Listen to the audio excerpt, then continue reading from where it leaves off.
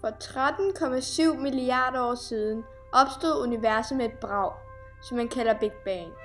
Der er ingen, der ved, hvad der var før braget, men pludselig, måske ud af intet, kom en enorm tæthed og meget høj temperatur, og stoffet, som blev dannet, udvidede sig med en voldsom kraft og gør det stadig.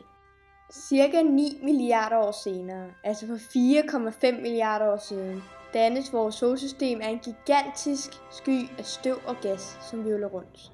Omkring solen samles noget af støvet og gassen til planeter, blandt andet Jorden. Jorden var i sin tidligste barndom flydende og meget varm.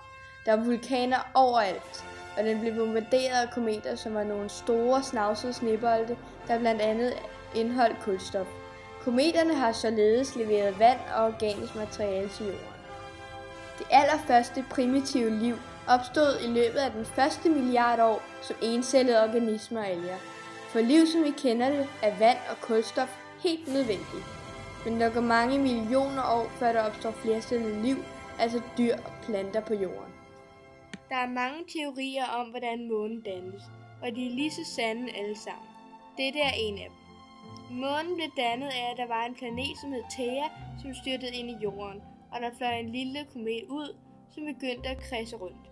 Grunden til, at det er en teori, er fordi man har fundet mange af de samme grundstoffer på månen, som der er på jorden. Siden jorden blev dannet, er havene opstået, og kontinenterne er stødt sammen og glidet fra hinanden igen.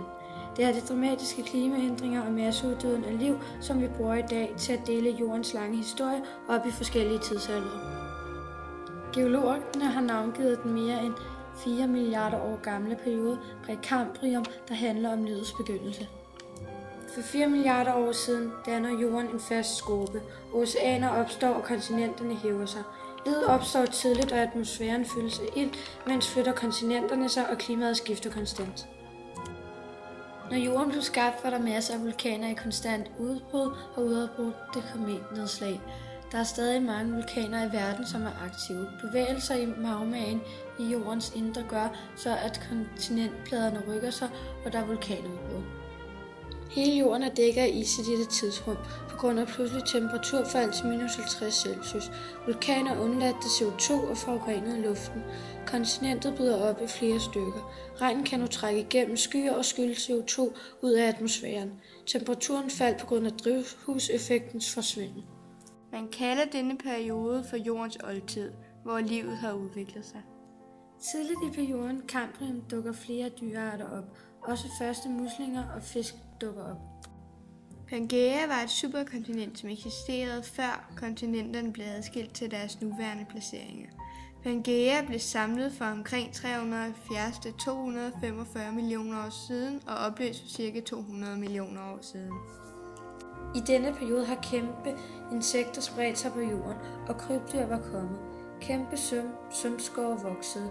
Perioden afsluttes af den største katastrofe i jordens historie.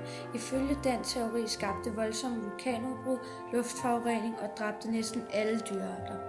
Jordens middelalder var domineret af dinosaurerne. De herskede i næsten 200 millioner år, men forsvandt pludseligt. Efter at dinosaurerne uddøde, bredte pattedyrene sig på jorden. De første mennesker jagede på Afrikas savanne for ca. 2 millioner år siden, og vi har udviklet os en del siden da. Hvor længe der vil være mennesker på jorden, er der ingen, der ved. Der kan komme naturkatastrofer, eller vi kan forurene så meget, at vi ødelægger den.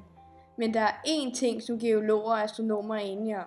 Om 6 milliarder år fra nu vil solen svømme op og blive til en rød kæmpestjerne, som vil opsluge jorden.